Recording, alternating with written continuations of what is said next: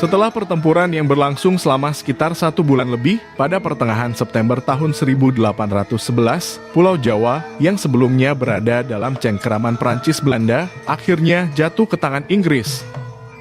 Oleh Gubernur Jenderal India Inggris, Gilbert Lord Minto, seseorang bernama Thomas Stamford Raffles diangkat menjadi Letnan Gubernur Jenderal Jawa yang berkedudukan di Bogor. Di pusat pemerintahan Belanda yang lama, yaitu Batavia, Inggris mengeluarkan pengumuman resmi yang memberitahu orang-orang agar melaksanakan kewajiban dengan bersumpah setia. Pada akhir September, ketika Lord Minto mengutus Mayor Robinson untuk berhubungan dengan dua kerajaan Jawa tetangga jauh Batavia, yaitu Surakarta dan Yogyakarta, masalah tampaknya belum muncul. Namun, laporan-laporan selanjutnya yang diterima oleh Letnan Gubernur Raffles menunjukkan bahwa situasi kerajaan Jawa menjadi semakin kritis, khususnya di Yogyakarta, yang saat itu dipimpin oleh seorang sultan yang sangat populer di mata rakyatnya, yang baru saja menurunkan putranya dan berhasil kembali menduduki singgasana. Sehingga, Raffles merasa ia harus segera melakukan perjalanan ke timur, ke jantung kuasa para raja Jawa.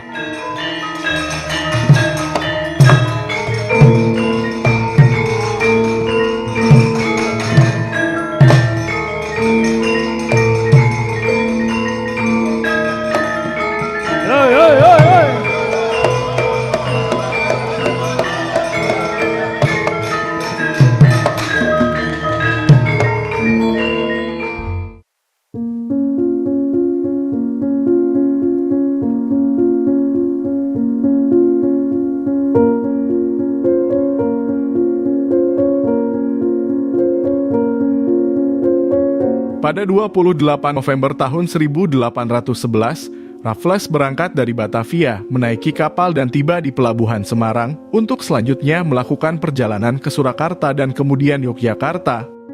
Catatannya, memuji pemandangan indah sepanjang perjalanannya ke Tenggara, tetapi sama sekali tidak menuliskan tentang bagaimana ia memaksa penduduk lokal membawa barang bawaannya yang berat dengan tanpa dibayar. Letnan Gubernur Jenderal Inggris itu tiba di Surakarta pada 21 Desember, datang ke keraton dan menemui Sunan Pakubuwono IV, seorang raja Jawa ambisius dan lihai dalam berpolitik. Meski Raffles mencela sang raja sebagai seorang yang kurang bijak dan jahat, nyatanya Sri Sunan tetap tampil santun dan berkenan menandatangani perjanjian persahabatan yang disodorkan Raffles. Dan Raffles pun senang, merasa telah sukses menghadapi salah satu raja Jawa di istananya sendiri. Setelah menghabiskan Natal di Surakarta, ia bergegas menuju Yogyakarta. Setibanya di loji Karesidenan Yogyakarta, ia disambut dengan ocehan pedas John Crawford mengenai perilaku Sultan Hamengkubuwono II. John Crawford, seorang laki-laki Skotlandia berumur 28 tahun dengan dahi berkerut marah dan alis tebal, adalah seorang orientalis yang fasih berbahasa Melayu dan Jawa Kromo serta memiliki pengetahuan baik tentang seluk-beluk kehidupan keraton dan budaya Jawa. Sayangnya, Crawford adalah seseorang yang amat rasis, menghina bahasa Jawa yang ia kuasai sebagai sebuah bahasa yang kekanak-kanakan dan tidak sempurna.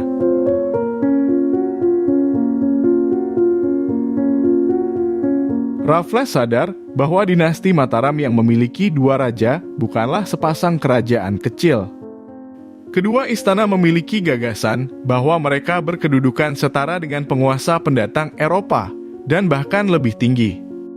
Dan Raffles, sama seperti Daendels terdahulu, sama sekali tidak setuju dengan gagasan tersebut. Maka, sebelum kedatangannya di kedua istana Jawa itu, ia mengirimkan Kolonel Alexander Adams ke Surakarta dan John Crawford ke Yogyakarta pada 15 November 1811. Nama yang disebut terakhir segera membuat kegemparan, karena ia pada akhirnya dilarang memasuki kawasan inti keraton yang sakral karena berperilaku kasar dan tidak tahu adat. Sebelum keberangkatan Crawford dari Batavia ke Yogyakarta, dia dan Raffles sempat berencana untuk mengembalikan Sultan Hamengkubuwono II yang diturunkan oleh Daendels ke atas tahta Yogyakarta. Namun, Sultan merasa tidak perlu mengandalkan bantuan orang asing tersebut. Sebelum kedatangan Crawford di Yogyakarta, Sultan Hamengkubuwono II sudah terlebih dulu menurunkan putranya yang bergelar Sultan Hamengkubuwono III. Dan ia pun kembali berkuasa penuh, menyingkirkan para pejabat pro-Belanda serta menghukum mati Patih Danurejo II. Bagi penjajah Inggris, itu merupakan suatu tindakan kurang ajar yang sangat kelewatan. Mengenai perilaku Sultan kedua itulah yang disampaikan oleh Crawford dengan nada marah kepada Raffles ketika Letnan Gubernur itu tiba di loji residen sebelum keberangkatannya menuju Keraton Yogyakarta. Kemarahan Crawford membuat Raffles yakin bahwa memang ia sendiri yang harus datang ke istana untuk mengadakan perjanjian dengan Sultan.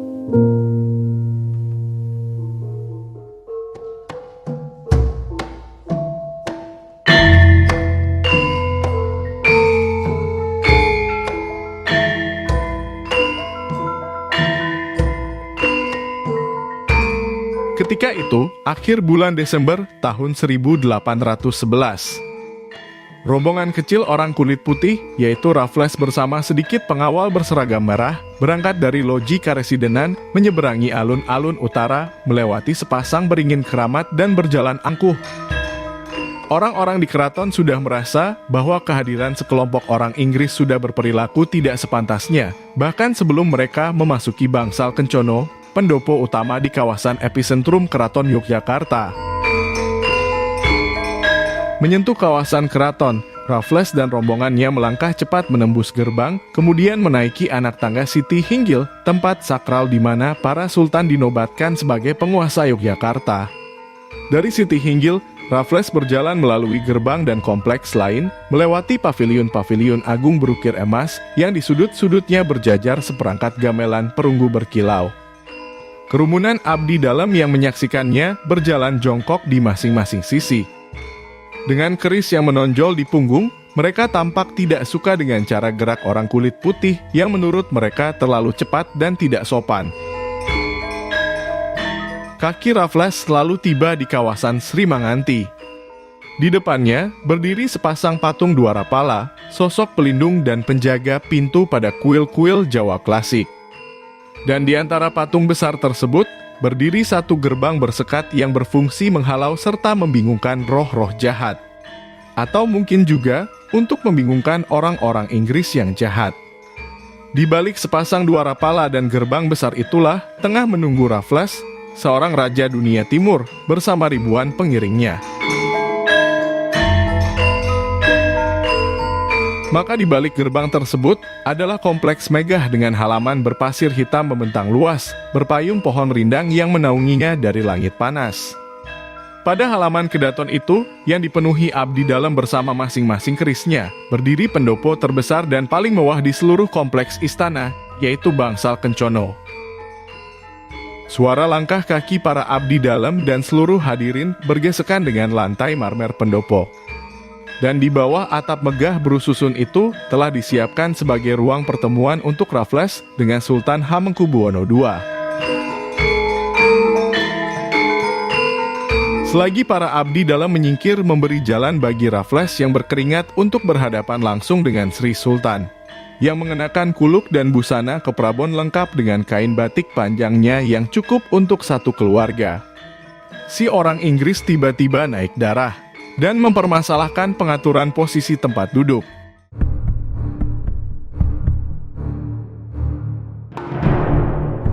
Salah seorang Inggris menceritakan peristiwa tersebut, bahwa untuk menguji orang macam apa yang sedang dihadapinya, Sang Sultan sengaja mengatur tempat duduk dengan menempatkan Letnan Gubernur dalam posisi yang lebih rendah daripada dirinya.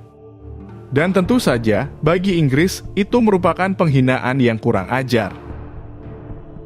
Penafsiran itu jelas sangat salah dan tidak beralasan. Untuk masalah tempat duduk dalam pertemuan resmi di keraton, seorang sultan memang harus mengambil posisi paling terhormat di istananya sendiri. Sebelum Daendels, orang-orang Belanda sudah secara turun-temurun menghormati dan membiarkan kebiasaan itu meski hanya untuk basa-basi atau karena mereka tidak ingin membuat keributan yang merugikan. Selain itu, Kesultanan Yogyakarta dan Kasunanan Surakarta telah lama mengenal konsep gubernur jenderal Eropa, sebuah posisi yang sebenarnya mereka akui memiliki status cukup tinggi. Namun kedua istana Jawa jelas sudah paham bahwa laki-laki aneh berbadan kecil dengan poni terkulai dan mata sayu, yang sedang marah-marah mengenai posisi seperangkat kursi kayu jati itu, bukanlah seorang gubernur jenderal. Posisi itu dipegang oleh Gilbert Lord Minto, dan pendatang baru bernama Thomas Stamford Raffles itu hanyalah seorang antek Minto. Dan sepengetahuan para raja Jawa, pangkat berikutnya setelah gubernur jenderal adalah residen. Maka, mengizinkan orang dengan pangkat tidak jelas untuk bisa duduk dengan posisi kepala yang lebih tinggi dari Sri Sultan adalah sesuatu yang mustahil dilakukan. Menempatkan Raffles pada kedudukan yang demikian merupakan satu-satunya pilihan logis yang tersedia bagi siapapun pejabat istana yang menyusun kursi-kursi tersebut. Dan karena sudah berani protes dengan keterlaluan, maka yang bertindak kurang ajar sebenarnya adalah si Raffles, bukan Sri Sultan. Jika kemarahannya itu merupakan emosi spontan dari seorang egomaniak dan ahli strategi, maka itu merupakan sebuah kebodohan yang luar biasa. Ketika itu, Raffles hanya didukung oleh sekelompok kecil prajurit tanpa bala bantuan besar yang menunggu di luar keraton. Dan mereka sedang dikelilingi oleh hampir ribuan pejabat Jawa dan abdi dalam yang sudah gelisah dan bersenjata. Bisik-bisik kemarahan segera menyebar di antara tiang-tiang pendopo yang penuh sesak, disertai bunyi menakutkan lusinan keris yang dihunus dari sarungnya. Beruntung bagi Raffles, karena ketegangan kemudian mereda, dan ia tidak dibunuh di tempat. Bagaimana suasana kembali mereda, sebenarnya tidak tercatat secara jelas. Para antek dan pemuja Raffles menggembar-gemborkan dengan begitu imajinatif bahwa Raffles telah mampu menenangkan badai tersebut dengan sederet kalimat bahasa Melayu yang fasih. Sebuah catatan yang jelas menunjukkan ketidaktahuan orang Inggris mengenai budaya dan adat Jawa. Mereka, orang Jawa itu, bukanlah orang Melayu, dan bahasa mereka tentunya bukan bahasa Melayu. Meskipun Sultan dan para bangsawan Jawa itu memahami bahasa Melayu, siapapun yang mengunjungi keraton tentu harus berbicara dengan bahasa Jawa yang pantas, dan harus menyapa Sultan dengan bahasa Jawa Kromo yang halus dan sopan.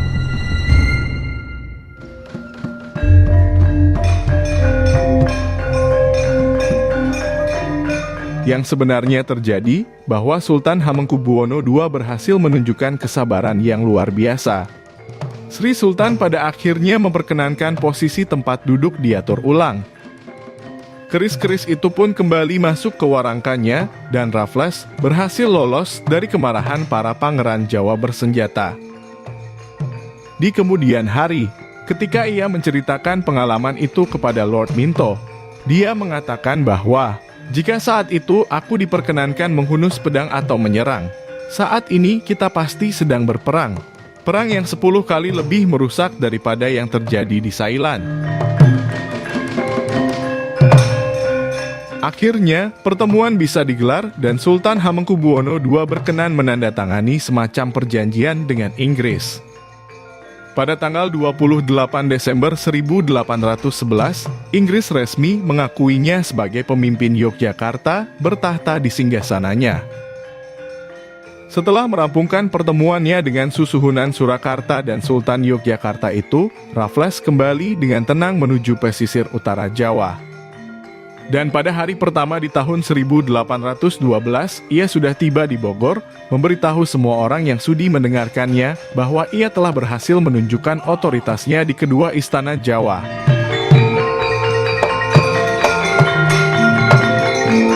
Itulah catatan singkat mengenai kunjungan pertama Raffles di Yogyakarta khususnya. Kelak, sekitar 6 bulan kemudian, Si Letnan Gubernur Jenderal kembali datang ke negeri yang didirikan oleh Pangeran Mangkubumi alias Sultan Hamengkubuwono pertama itu, dengan membawa malapetaka dan kehancuran yang luar biasa, mempermalukan para bangsawan dan putra mahkota, serta melakukan penjarahan besar-besaran akan harta benda dan kekayaan intelektual istana. Suatu kejahatan yang nyaris tak termaafkan sampai lebih beratus tahun sesudahnya.